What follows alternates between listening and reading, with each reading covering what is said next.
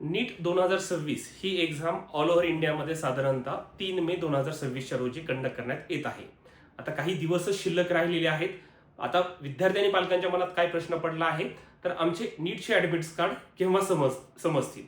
तर मित्रांनो, या व्हिडिओच्या माध्यमातून मी तुम्हाला सांगेल की नीट ॲडमिट कार्ड येण्याची शक्यता केव्हा असू शकते आणि ॲडमिट कार्ड आल्यानंतर महत्त्वाच्या गोष्टी काय असू शकतात, ह्या सर्व गोष्टी सांगण्यासाठी नमस्कार, मी ऋषिकेश कुलकर्णी आपल्या सर्वांचं व्हायब्रंट ॲडमिशन गायडन्स या आपल्या यूट्यूब चॅनलमध्ये स्वागत करतो.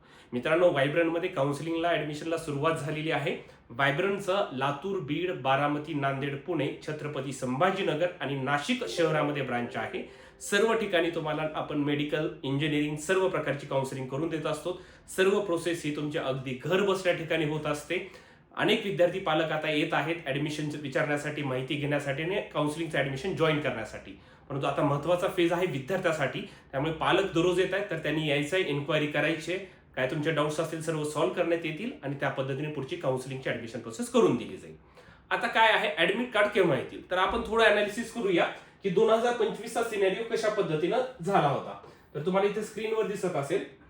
आता पहा, नीट ही 2025ला 4 मेला एक्झाम झाली होती. किती तारखेला, तर 4 मेला. ठीक आहे. आणि ॲडमिट्स कार्ड केव्हा रिलीज झाले होते, card was release on 30 April, म्हणजे साधारणतः 4 डेज बिफोर हे रिलीज झालेलं होतं. ठीक आहे. आता दरवर्षी, आता आपण अनालिसिस आम्ही करतोय, दरवर्षी 4 ते 5 दिवस आधीच नीटचे ॲडमिट कार्ड रिलीज होतात. आता एक्झाम केव्हा आहे यावर्षी, 3 मे. ठीक आहे, 3 मेला आहे.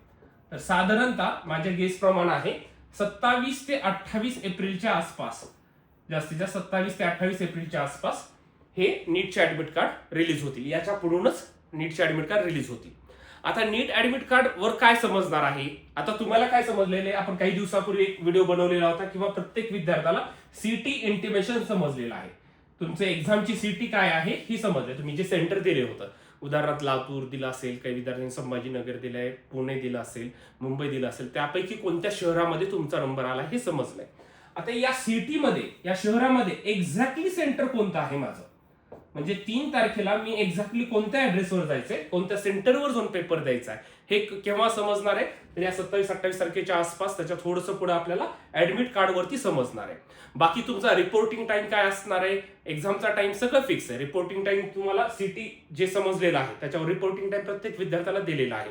फक्त त्याच्यावर आता तुम्हाला सेंटर समजायचं राहिलेलं आहे आणि त्यावर काही फोटो, साईन असतात. हे सगळं मी ऍडमिट कार्ड आल्यानंतर सांगणार आहे तुम्हाला. पण महत्वाचं काय, एक्झॅक्टली सेंटर केव्हा समजलं एकदा सेंटर, की मग त्या सेंटरनुसार विद्यार्थ्याला काळजी घेता येते की माझं सेंटर एक्झॅक्ट. काही भागात काय होतं, शहरामध्ये येतात, काही शहराच्या बाहेर येतात, काही तालुका प्लेसला सेंटर येत असतं.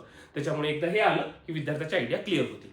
म्हणजे त्याच्यामुळे आता विद्यार्थ्यांनी कन्फ्युज व्हायचं नाहीये. काही जणांचे कॉल्स येत आहेत, पण लक्षात घ्या केव्हा येऊ शकतं, तर 27 ते 28 एप्रिलच्या थोडंसं पुढे तुमचं ऍडमिट कार्ड, म्हणजे 4 ते 5 दिवस आधी ऍडमिट कार्ड येत असतं. आणि ऍडमिट कार्डवर काय समजणार आहे, एक्झॅक्टली माझं सेंटर कोणतं आहे, त्या शहरामधलं सेंटर कोणतं आहे. बाकीची इन्फॉर्मेशन ऑलरेडी तुम्हाला मिळालेलीच आहे. सिटी इंटिमेशन स्लिपवर तुम्हाला सगळं समजलेलं आहे. अशीच महत्त्वाचे व्हिडिओज पाहण्यासाठी तुम्ही व्हायब्रंटच्या आपल्या युट्यूब चॅनलला सबस्क्राईब करा, कारण की एक्झाम डे पर्यंत आम्ही तुम्हाला सर्व इन्फॉर्मेशन सांगणार आहे.